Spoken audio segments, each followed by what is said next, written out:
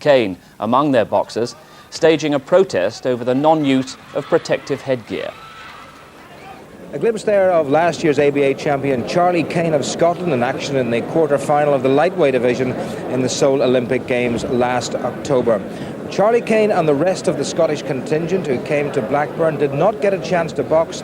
They didn't get a chance indeed to weigh in, because before they could weigh in, the Scottish Amateur Boxing Association decided to pull out the entire contingent in a dispute over the wearing of headguards. Well, for some clarification on that, I spoke to Joe Lewis, who's the ABA secretary. We're all guided by our own council's decision, and my council insisted that the ABA championships are a domestic championships. Anybody participating in the ABA championships conforms to the ABA rules and regulations pertaining to the championships, which means to say that we do not wear headguards, and so we insist that nobody wears headguards. There was, however, one Scottish champion allowed to box this evening. John McLean, the flyweight from the St Francis Club in Dundee, was in the fortunate position of having dual qualifications. And in fact, he'd qualified for this stage because he was the reigning Army champion. His opponent, the Welsh champion, Eric George, we joined at the start of the second. Well, there in the all-white is the man upon whom all Scottish hopes really rest of a title. He's tried once before. He lost 2 years ago to John Lyon, and if he beats the man in all red opposite him, Eric George, the reigning Welsh champion from Swansea and Glamorgan, it will be a case of him meeting Lyon once again. McLean, the 22-year-old Lance Corporal, based in Dundee, born in Paisley, ended a sparkling run of success on the part of Drew Docherty from the Croy Miners Club. Docherty going for a 6th successive SABA title, 2 at light fly, and he'd won 3 at fly, and then along came John McLean. George, the 20-year-old, had a majority win in the Welsh final over Robert Regan, the former light flyweight champion. Got a good pedigree. His older brothers Don and Dave were more than useful amateurs. Don, the Welsh flyweight champion in 77, and Dave, the Welsh bantam champion in 78 and 79. So the George boys have been around a bit. This one, Eric seems not so much bothered by the punching of McLean, but with his feet position. McLean using a lot of open glove.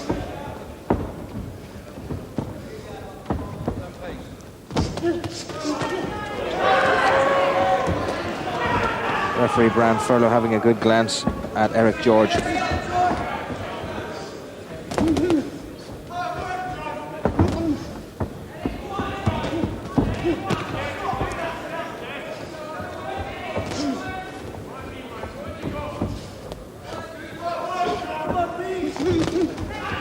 McLean's nowhere near as sharp as he was when he took the Scottish title from Drew Docherty in Grangemouth last month.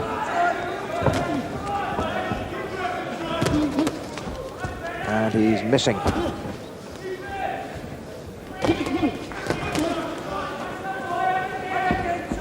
Quite a smear of blood on the cheek of Eric George, which has come from his nose. And you can see the dot of blood on the white part of McLean's glove, the correct punching area. So at least one of McLean's punches have got home correctly and cleanly.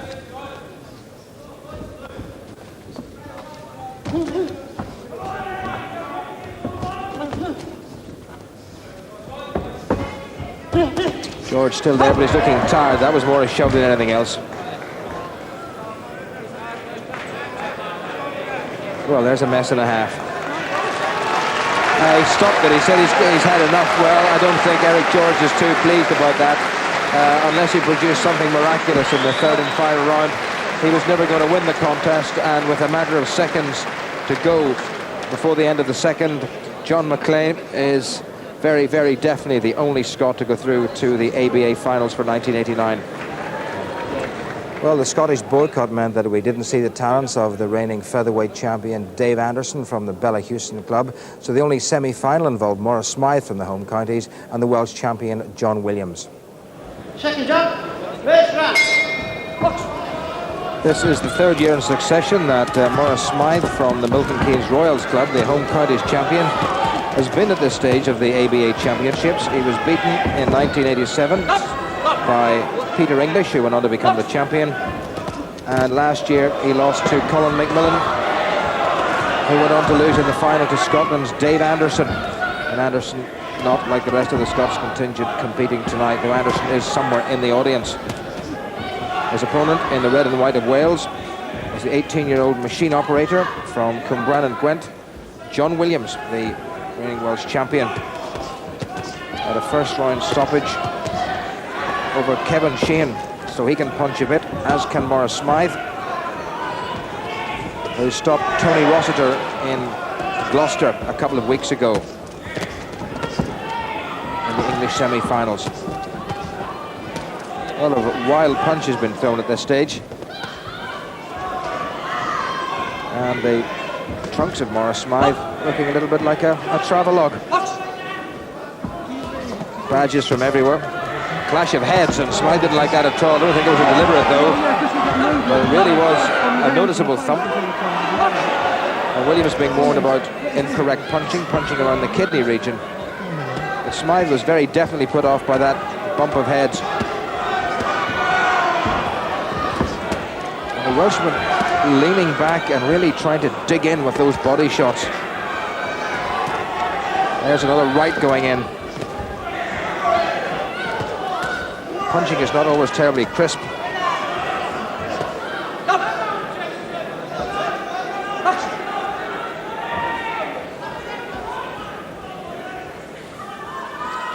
Smythe, the 19-year-old Young England rep a couple of years ago.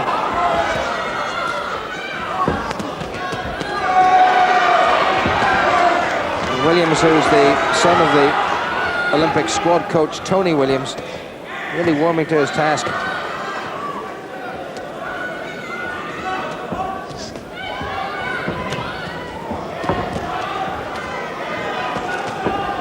They look as if they've gone 6 or 7 rounds rather than about 2.5 minutes.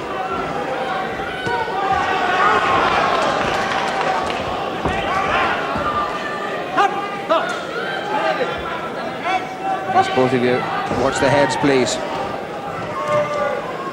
You get the feeling that one punch, if it lands properly, could be the deciding factor in this featherweight semi-final.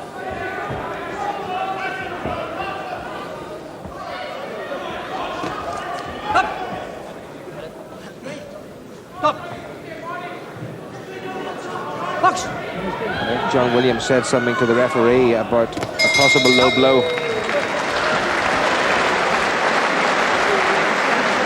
That's John Williams, 18-year-old machine operator, the Pontypool and Panteg Amateur Boxing Club. Before he stopped Kevin Sheehan in the Welsh final, he had a points win in the semi-final over Steve Sperry. 4 times Welsh Schools champion and 3 times Welsh Youths champion.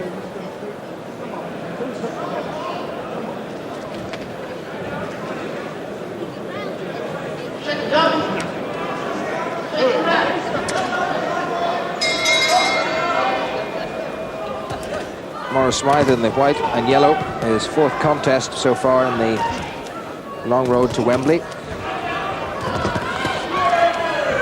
Had a points win over Ricky Woolley of Gravesend in the Southern Counties and Home Counties final decider. And then stopped Colchester's Dennis Adams in the English quarterfinals.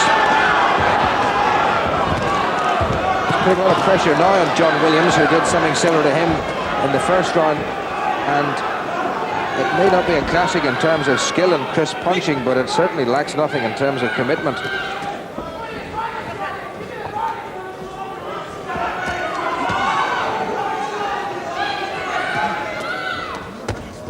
Well, that very, very low looking from Williams. And it's quite right too. That left hand really swept in from under the belt.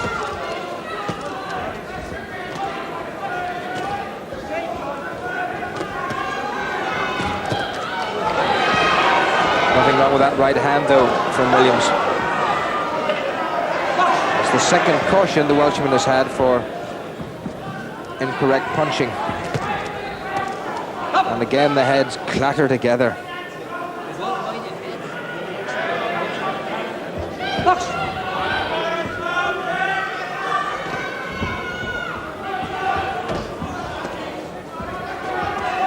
winner will go through to meet the Northeastern Counties champion, Peter Richardson. David Anderson from Scotland, the defending champion, not here in terms of boxing, but he is just having a wee eye on the featherweights, sitting somewhere in the arena.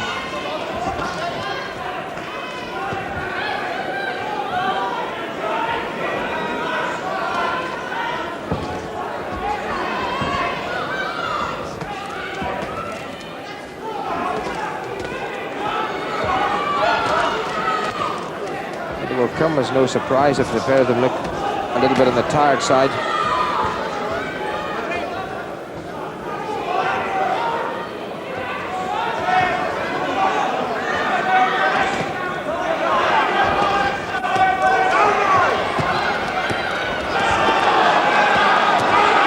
Better from Smythe, and Williams really is a tough man. He takes that and he turns his opponent round. Does get caught again.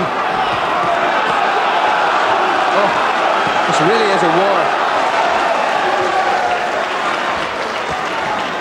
Totally disinterested as to what happens to them as long as they can get a punch in. 10 to go in the second.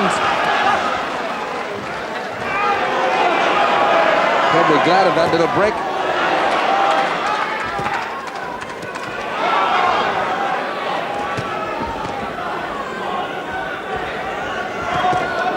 Well, this is a fairly long round by my watch. And Maurice Smythe stalks back to his corner from the Milton Keynes Royals Club. He says he's the best semi-finalist who's never won a national title yet. He was a junior ABA finalist in '86. He's represented Young England. And he's hoping to make it third time lucky, having lost 2 years ago to Peter English and last year to Colin McMillan.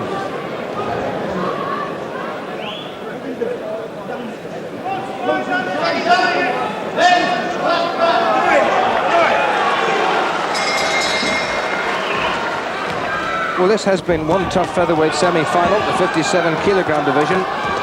Peter Richardson may be quite glad that both Maurice Smythe of England and John Williams of Wales in the red vest have put so much into this, because it'll take them a wee while to recover before he meets them.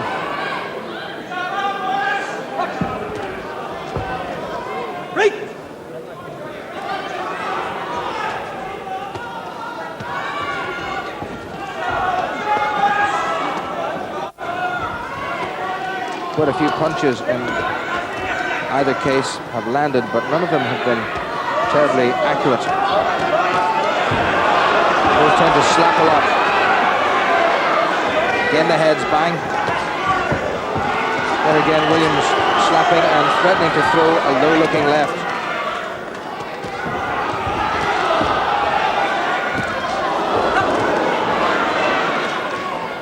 Well, they almost seem to be taking a turnabout.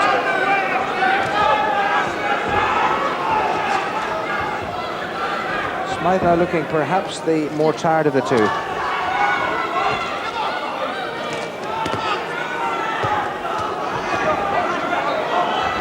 Williams isn't exactly looking daisy fresh himself.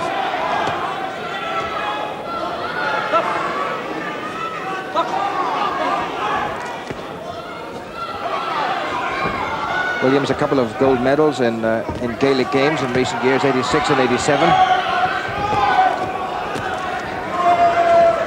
A little nick at the right eye of the Welshman John Williams. And they are both really going on automatic pilot. Oh, there's a bad bang of heads again. That was a better left hand from Williams, and another right. And Smythe walks through them.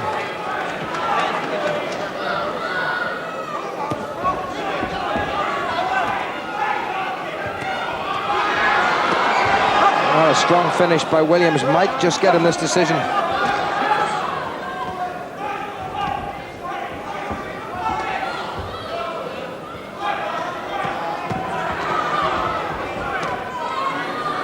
There again, the heads bang.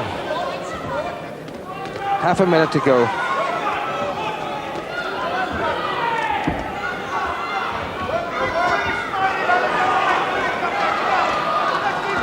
There's the gum shield out. The referee will have to stop that. He hasn't noticed it because they're not allowed to box without the gum shield in. The referee's attention is being drawn by one or two officials, but he's intent on keeping an eye on the boxers. He's asked Smythe to go to a neutral corner, and John Williams will have his gum shield washed and replaced. The clocks will stop, and they'll be very, very glad of the breather. So probably 10 or 15 seconds to go.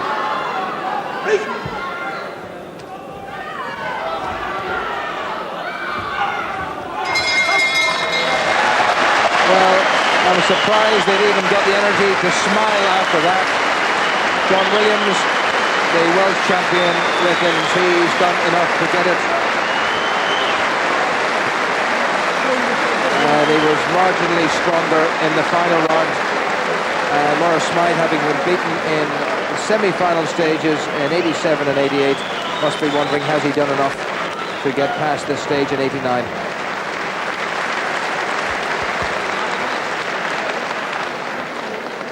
Ladies and gentlemen, the winner by a unanimous decision, Williams, blue corner. Yes, Williams has got it. So Wales have got a finalist, and John Williams, this very, very tough son of the Olympic squad coach, Tony, will be more than pleased with his evening's work, but he had to work very hard for it. England's Alan Hall at light welterweight was one of the few defending champions who had to box a semi-final. His opponent, Michael Smith from Wales, and we can pick it up at round 3.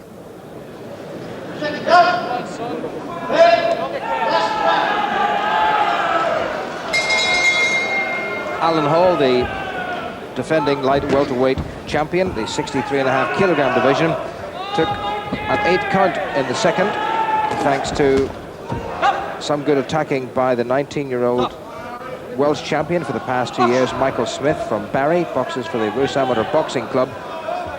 And Smith has been non-stop, he's been determined, he's come forward all the time, and he's taken just about everything that Hall has thrown at him, and that's been a fair bit, and he's kept coming.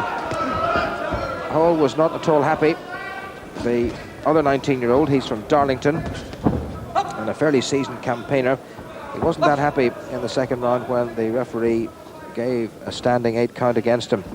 He felt it was more a slip than anything else. He didn't go down, but he was rocked. Smith has been quite remorseless in the way that he's followed Hall all round the ring, and he's put in some good punches. So Hall with almost 100 contests behind him, and he's lost no more than a dozen of them. Desperate to take another step towards retaining his title. He was runner-up at lightweight to Michael Ayres in 1987. And then last year in the final he had a unanimous points decision over James Talbot from London.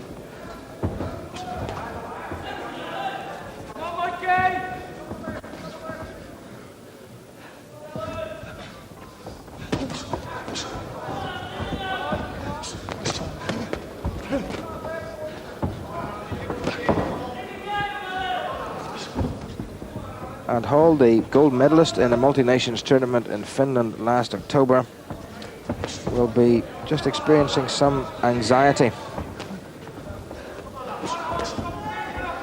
He certainly wouldn't want to go out at this stage especially. Smith really forcing the pace now. Once again, Smith told to step back on the break. The 19-year-old Welshman very anxious indeed. He's done some good work with that left hand. That was better from Hall, left and right combination.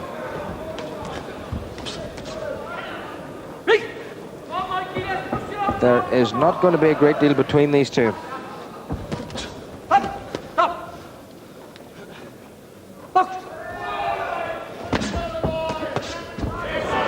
again, Smith caught off balance. And he likes the count about as much as Hall did in the second round. There's a rather nasty looking bruise underneath the right eye of the Welshman, and Hall certainly has been getting through. A nasty clash of heads there too, as this third and final round comes to an end. And think Hall might just have got this, but he's had to work very, very hard if that is the case. This man has pushed him all the way. World champion for the past 2 years, desperate to get into the ABA finals, may have to wait till 1990.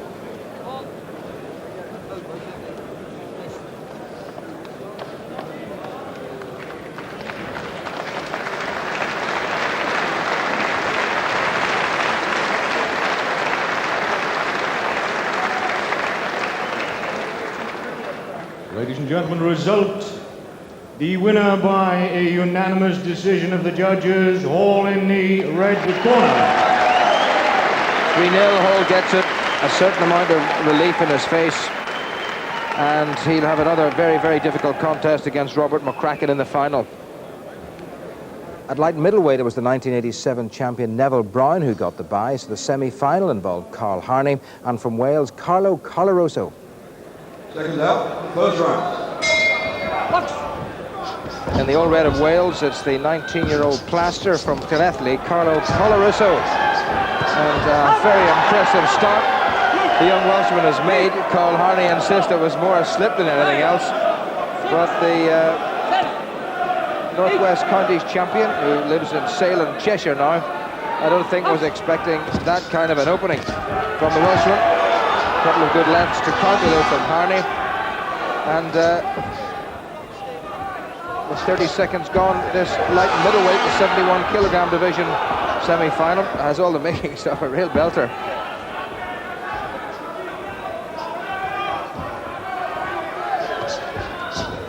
Harney, the 21-year-old physiology student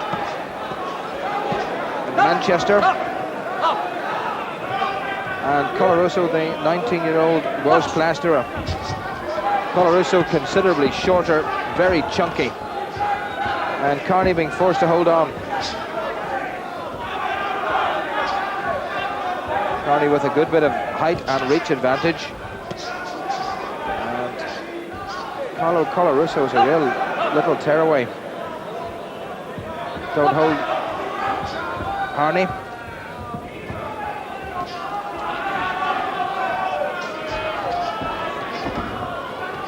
There's no getting away from the Welshman.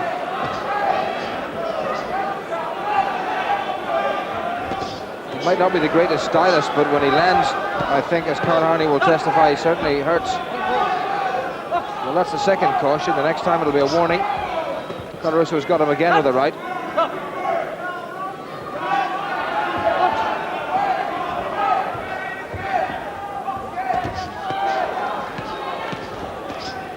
And there again, Harney holding with that left of his.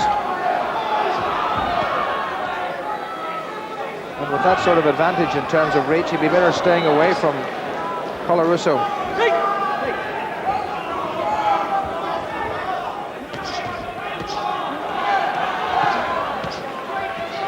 Colarusso, the 1989 World Champion, a unanimous points win over Matthew Turner of Cardiff, the same club that produced last year's ABA champion Wayne Ellis, now a professional. Ellis turned professional not very long after he won the title last year. Colarusso intent on doing something similar, and Harney having to hold on to the ropes. So Harney looking rather ring-weary at this stage of the first round. The gum shield did come out, I think accidentally. He was trying to adjust it. It'll have to be washed clean and replaced. For the past couple of years, amateur boxers not allowed to continue unless the gum shield is in position. What a right hand and a little touch of the head to follow there from Colarusso. That's another good right hand and another one, and that's going to be it. That's it all over. Oh, well. Now there's a confident chap. And a hug for trainer. And Carlo Colarusso following very firmly and very quickly indeed in the footsteps of last year's champion Wayne Ellis.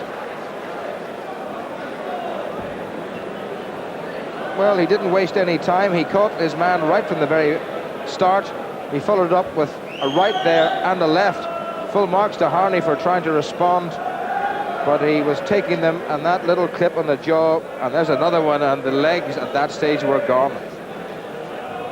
Well, at middleweight, there was a fair old buzz of anticipation here in Blackburn for the entrance of the hard-hitting Henry Wharton from York. His opponent from Wales, James Farrell. Here's the first round. Seconds out. First round. In the white vest, it's the very big punching 21-year-old Gardner from York. Henry Wharton, his opponent in the all red of Wales from Cardiff. 20-year-old scaffolder James Farrell, the boxers for the Channel View Amateur Boxing Club. The 1989 Welsh champion. Pretty experienced character, 8 times a Welsh international. Wharton, 8 times an English international. And what a couple of left hands from Henry Wharton. We knew he could punch. And now James Farrell knows he can punch. Well, not even 30 seconds gone. Farrell being told by his corner to hold up his gloves to say that he's all right. Wharton has got him again. And that's the second one. And this may not even go the minute of the first round. Well, there's what faces James Farrell as he looks across the ring. The formidable and considerable shape of Henry Wharton, who's looking for the quickest finish in the semi-finals. One more will do it. Well, that was more a push than anything else. And push it may have been. And the referee has decided with about 1 minute and 10 seconds gone that Henry Wharton has blasted his way through to the final, where he'll meet Seymour Johnson of Gloucester. Well, they don't come any more impressive than that. Henry tended to go hot and cold on occasions. This time he was just about white hot. Yes, he can smile. James Farrell didn't even have time to think. Look at the power of Wharton, really ignoring anything the Welshman was trying to get to him. Farrell using the shoulder and the forearm to push him away, and Wharton was not going to be denied. And that's how it finished. Looked, well, more a slip than anything else. But the referee thought, fair enough, that's it. At heavyweight, the champion for the past 2 years, one of the Great Britain representatives on the Olympic Games team in Seoul last year, Henry Akinwande was in, going for a third successive title. His opponent from Wales, Chris Coughlin. Second up. First. Henry Akinwande, rated number 9 in the world in the heavyweight division, the 91 kilogram men. And he's got just about everything in his favour over the 25-year-old Chris Coughlin from Swansea, boxing out of the Gwent Amateur Boxing Club, the Welsh champion. Akinwande, the holder of the ABA heavyweight title for the past 2 years, having lost in 2 finals before that. Boxed in the Seoul Olympic Games last autumn, went out to a very, very good Dutchman, number 1 in Europe, Arnold van der Leijden, and that only on a 3-2 decision. So Akinwande very much the favourite to go through, to make it 3 titles in a row. Often very casual, Big Henry, but he really can punch. He's come through without too many problems so far. Stoppages all the way.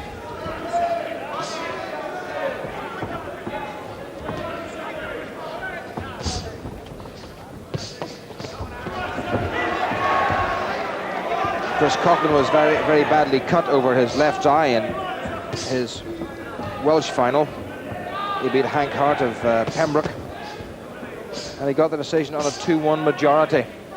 Well, he's peeking out from behind the gloves there to say, come on, Henry. And there's a slight hint, I think, of maybe that cut over the left eye might have opened.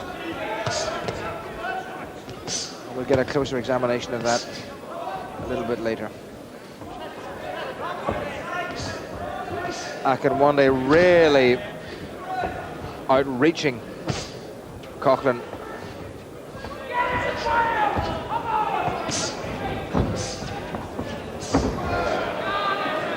Coughlin on the retreat, as he has been from the first bell. Akinwande, adroit use of the forearm on the blind side of the referee. Not so. Well done, referee. Yes, these referees have eyes just about everywhere.